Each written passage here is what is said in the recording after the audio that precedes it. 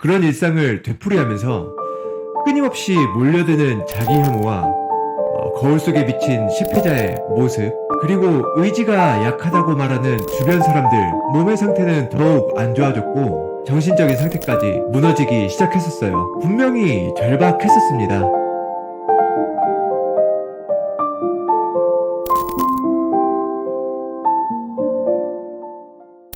저는 35살 때 비만과 통풍을 동반한 각종 성인병으로 건강이 온전치 않았었습니다. 그리고 현재는 그때 당시와 비교해서 약 13kg 정도 감량을 성공했고, 물론 성인병 또한 다 사라졌습니다. 그동안 먹고 있던 약들도 다 끊었고요. 이번 영상에서는 제가 비만과 성인병을 극복한 방법에 대해서 다 풀어보도록 하겠습니다. 그때 당시 의사 선생님께서는 저에게 천청백력 같은 이야기를 해주었습니다. 이대로 가다가는 당뇨병에 걸릴 수 있다는 이야기였습니다. 이대로는 안 되겠다 싶어 저지방의 저칼로리 식단과 고강도의 운동을 동반한 다이어트를 시작했습니다.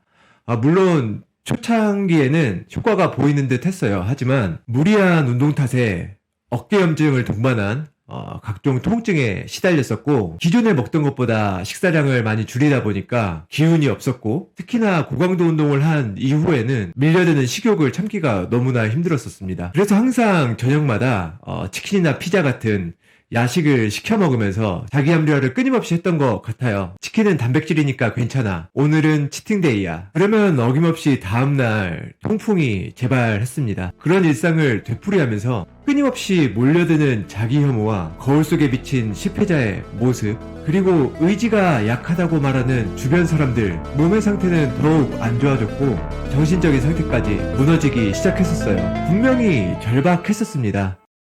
그러던 중에 제가 한 이야기를 듣게 되었습니다. 세계 최초의 다이어트 서적을 썼던 윌리엄 벤팅의 이야기입니다. 영국에 살았던 윌리엄 벤팅은 키 165cm에 90kg으로 몸을 가누기가 힘들 정도로 엄청난 비만이었습니다. 물론 건강상의 여러가지 이상 징후들도 저와 같이 겪었었고요. 그러던 어느 날 벤팅은 자신의 청력에 문제가 생긴다는 걸 알게 되었고, 의사에게 천청백력 같은 이야기를 듣게 되었습니다.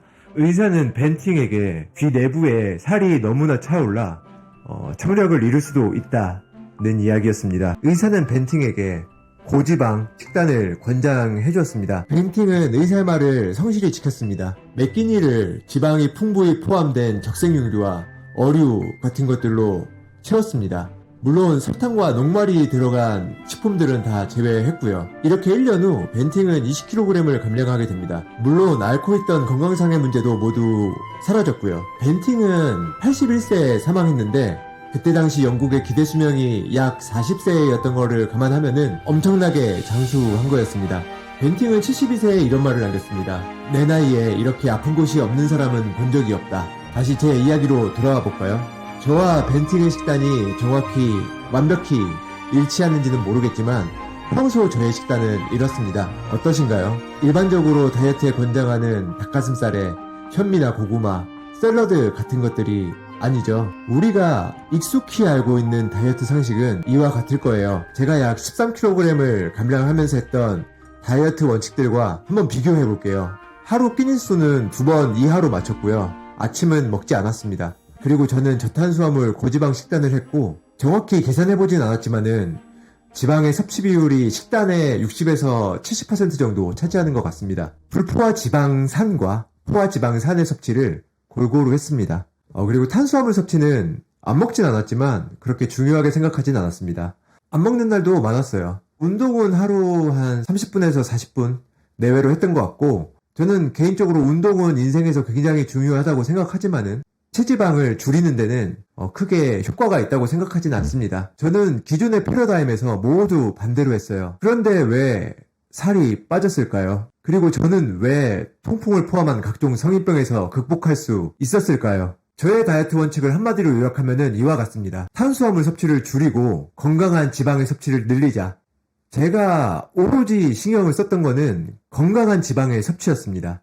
여기서 몇 가지 의문점이 드실 거예요. 지방이 아닌 근육의 양이 줄어든 것 아니냐.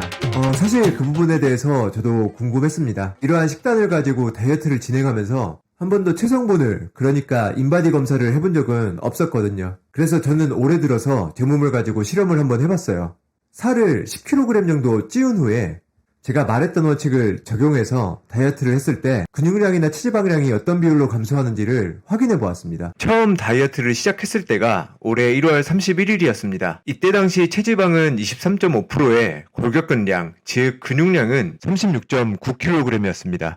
정확히 59일 뒤 측정한 4월 2일에는 몸무게는 11.4kg 빠졌고 체지방이 8.4%로 줄었습니다. 골격근량도 약간 줄었네요. 1.3kg 정도 줄었습니다. 가장 최근에 측정한 데이터입니다. 체지방률이 4월 2일보다 2% 더 줄어든 13.1%에 골격근량은 오히려 늘었습니다. 처음 1월 31일 대비 비교를 해본다면 겨우 0.6kg 줄어든 셈입니다. 어떤가요? 여러분들이 한번 판단해 주세요. 우리 몸의 에너지 대사 메커니즘은 간략하게 보면은 이와 같습니다. 음식을 섭취한다, 에너지를 얻는다, 에너지를 사용한다, 사용하고 남은 에너지는 글리코겐, 체지방으로 저장된다. 가지고 있던 에너지를 다 사용했다. 저장된 에너지원인 글리코겐과 체지방에서 에너지를 꺼내 쓴다. 우리는 체지방에서 에너지를 꺼내 써야만 살을 뺄 수 있는 겁니다. 이게 체지방 분해입니다.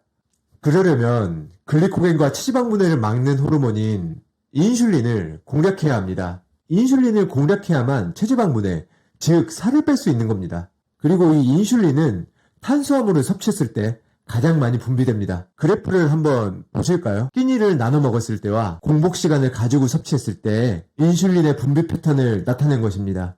끼니를 나눠서 먹으면 먹을수록 우리는 인슐린을 지속적으로 분비하게 됩니다. 앞서 말씀드린 것처럼 인슐린은 체지방 분해를 막습니다. 이렇게 됐을 때 이제 우리 몸은 당장 쓸 수 있는 에너지원이 없으니 두 가지 반응을 보이게 됩니다. 신체 대사율을 급격히 떨어뜨립니다. 그리고 근육을 분해해서 에너지를 사용하게 됩니다. 이는 흔히 말하는 근손실의 원인이 됩니다. 다이어트 중 근손실이 일어나거나 기운이 없거나 컨디션이 안 좋은 것은 이러한 이유 때문입니다. 밥을 저렇게 적게 먹으면 배고프지 않냐, 식욕이 털하지 않냐. 그래서 지방의 양을 늘려주는 것입니다. 물론 아무런 지방이나 먹으면 안 돼요. 저 같은 경우 제 상황에 맞춰 최대한 건강한 지방을 섭취하려 노력했습니다. 아래 댓글에 제가 섭취한 건강한 지방의 리스트를 링크해드리도록 하겠습니다. 해당 목록은 지속적으로 업데이트하도록 하겠습니다. 우리가 지방을 섭취했을 때 포만감을 느끼게 해주는 호르몬 중 하나인 렙틴이 분비되기 시작합니다. 렙틴이 우리 몸에서 분비되기 시작하면 체내 인슐린 수치는 점점 떨어집니다. 인슐린이 줄어들면 체지방을 에너지원으로 사용할 수 있는 열쇠가 생기는 겁니다. 충분히 에너지를 섭취했으니까 그만 먹어. 렙틴의 분비는 우리 몸에 이러한 신호를 전달하는 겁니다. 이 효과는 생각보다 놀랍습니다. 우리가 다이어트 중 주체할 수 없는 식욕이 폭발한 이유는 여기에 있습니다. 저지방 식단을 했기 때문입니다. 최대한 쉽게 설명드린다고 했는데 잘 정리가 되셨는지 모르겠습니다. 한마디로 요약해보자면 탄수화물의 섭취를 줄여서 인슐린 분비량을 낮추고 건강한 지방 섭취를 통해 렙틴의 분비를 활성화시키자. 주류의 다이어트 전문가들은 아래와 같은 가설로 접근합니다. 섭취 칼로리 빼기 소비 칼로리는 체지방이다. 하지만 이러한 가설은 50년도 훌쩍 넘어간 낡은 가설이며 과학적으로 한 번도 증명된 적이 없습니다. 우리는 철저히 호르몬을 공략해야 됩니다. 우리가 다이어트에 계속해서 실패했던 이유는, 계속해서 요요 현상을 겪는 이유는 절대로 여러분의 의지가 약해서가 아닙니다. 과거에 실패했던 저도 그렇고 여러분들도 그렇고 절대로 우리의 의지는 약하지 않습니다. 과학적으로 증명되지 않은 가설이 세대를 거쳐 사실인 양 굳혀졌고 이로 인한 잘못된 정보로 인해 우리는 다이어트에 계속 실패했던 것이고 이 호르몬에 의해 의지가 항상 꺾여왔던 것입니다. 제가 믿는 게 하나 있습니다. 건강한 식단은 건강한 신체를 만들고 이 건강한 신체는 건강한 정신을 만든다. 날이 갈수록 혈액가 폭력적이고 극단적으로 변해가는 이유는 근본적으로는 이 잘못된 식단에서 비롯됐다고 저는 생각합니다. 수많은 가공식품들과 정제탄수화물 그리고 이 가짜 지방들이 우리의 신체를 병들게 만들고 정신을 썩게 하며 이는 폭력적이고 극단적으로 변하게 만드는 것이라고 생각합니다. 제가 꿈이 하나 있습니다. 이 영상을 보시는 다이어트에 실패하신 분들이 저와 같은 경험을 하고 이 자신의 경험들을 주변 사람들에게 공유하여 모두가 건강한 신체와 정신을 가지게 하는 것이 저의 바람이자 꿈입니다. 시청해주셔서 감사드립니다. 다음 소식을 보다 빠르게 접하시고 싶으시다면은 구독과 알림 설정을 부탁드립니다. 영상의 내용이 좋으셨다면은 좋아요도 부탁드립니다. 궁금한 점은 얼마든지 댓글로 남겨주세요. 반박하시고 싶으신 분들도 많으실 거예요. 그러한 분들도 댓글로 남겨주시면은 다음 컨텐츠 제작 때 반영하도록 하겠습니다. 시청해주셔서 감사합니다. 저는 슈퍼이지 다이어트의 김형운이었습니다. 감사합니다.